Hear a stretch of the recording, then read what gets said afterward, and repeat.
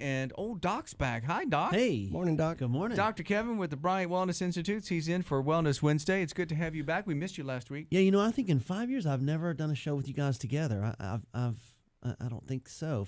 I've done shows with you and Deb before, with JC and Deb. But No. maybe it's because Deb's the one that's always here and CJ's always the one that's out. Maybe that's what it is. I don't know. Because I have a button over here that says off. One click. No, it's probably a good thing that you don't have to witness this. That this is the first time. I hope on your behalf, I hope it's the last time you have to be in the room with the two of us. So what are you talking about? What are you talking about today, Doc? Well, we have today. I wanted to talk all about poultry.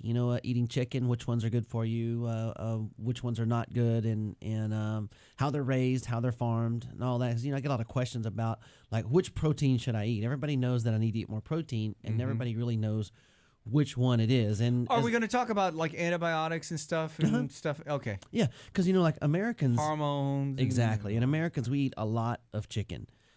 I eat a whole lot of chicken. And when I was training for my competition last year, at one point I was eating up to like 2.5 pounds of chicken a day. So I know a lot about different ways. That's a lot of yard bird. And I know a lot about different ways to prepare it. But in fact, the demand for chicken in the United States, it has grown to the point where it's by far the most consumed meat in the United States. So people need to kind of know what they're getting. And the demand in the United States for chicken has gotten so great that it's gotten to be a huge business, and it's often viewed as a healthier protein. People think I need to lose weight, I'm going to eat more chicken and less maybe some other kind of protein, and it's gotten now to where there are over 8 billion chickens farmed for meat every year in the United States. So this is a huge business.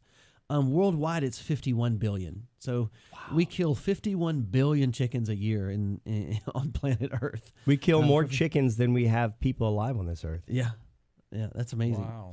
So due to this demand, chicken farming is done in a way that maximizes profits and maximizes chicken growth and production, and a lot of times that gets sacrificed for the health of it or the benefit of the chickens. So in order to meet this demand, what happens, they're feeding us chickens that are produced so fast and are in such crowded numbers that they can't be properly watched for overseen problems. And chickens are routinely packed together so tightly that they can't even walk. And it's considered standard to allow each chicken about 2/3 of a square foot to live in. So that's about the size of a shoebox per chicken. So they'll take a 20,000 square foot shed and put 30,000 chickens in it. And so it's really hard to determine if they're sick or if they have a problem, or they really can't keep up with that. So they use drugs to just give it to all of them and hope that as few of them as possible die. And so these sheds are typically cleaned out every 2 to 4 years. So you get a lot of buildup of waste products from these chickens. Oh, man. 2 to 4 Can you years. imagine? No. They clean out the sheds every 2 to 4 years. So there's a lot of ammonia byproducts and a lot of waste products that the chickens end up living in, and that's one reason why they have to use so many antibiotics and everything. But listen to this. Chickens go now, because of genetic modification, chickens now go from being born to fully grown in 6 weeks. So they're so genetically modified and so pumped up with different drugs that they can go from being born to being ready to harvest in 6 weeks. They have a 6-week lifespan. They grow 65 times faster than regular chickens. And so the thing about a chicken too these days, I don't know if you guys remember, but like when we were little, a chicken breast was a lot smaller than it is now. Chicken breasts have gotten to be huge, and they do that in 6 weeks. In the 1950s, a chicken weighed around 2 pounds. Now they routinely weigh over 9 pounds, and they do that in 6 weeks. Wow. And so they're really, I call them Franken chickens because they can barely walk or breathe. They're really kind of freaks of nature.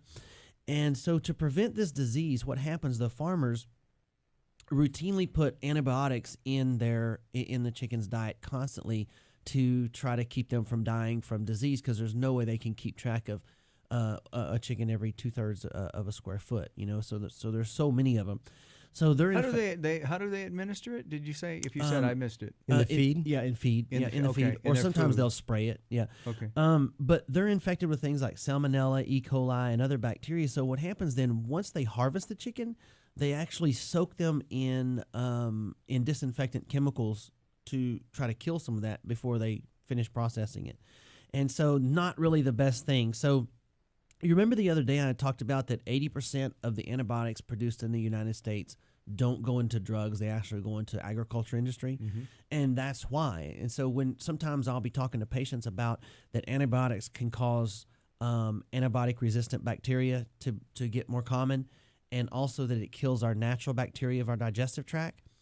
And they'll say, "Well, I haven't taken antibiotics in years," but if you've eaten food, then you're taking antibiotics literally in our food supply But what every day. you taught me something a couple of years ago on the show, and it has stuck with me. What we ate matters. Yes, absolutely. I remember you saying that.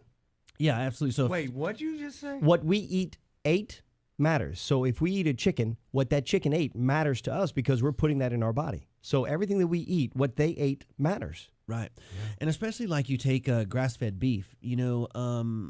Regular feedlot beef is fed corn. Corn is really high in inflammatory, unhealthy omega-6 fatty acids. Corn is what gives them that. Grass-fed beef is really high in heart-healthy omega-3 anti-inflammatory fatty acids. So grass-fed beef actually is as healthy as salmon, whereas farm-raised beef is not healthy because it has the inflammatory fats in it. So yes, what we eat makes a huge difference. And so chickens that are fed a more natural diet, a more vegetarian diet, are way better than the ones that are fed corn byproducts and some other byproducts. So How do we know? Labeling? yeah, you can look at some of the labels. And so what we're going to do after the break is I'm going to tell you what these labels actually mean, like what to look for, what labels don't mean anything, and which ones where you can tell actually what type of chicken you're buying and other types of food as well. So we'll go through all that after the break. I'll go through all the labeling and which ones to watch for.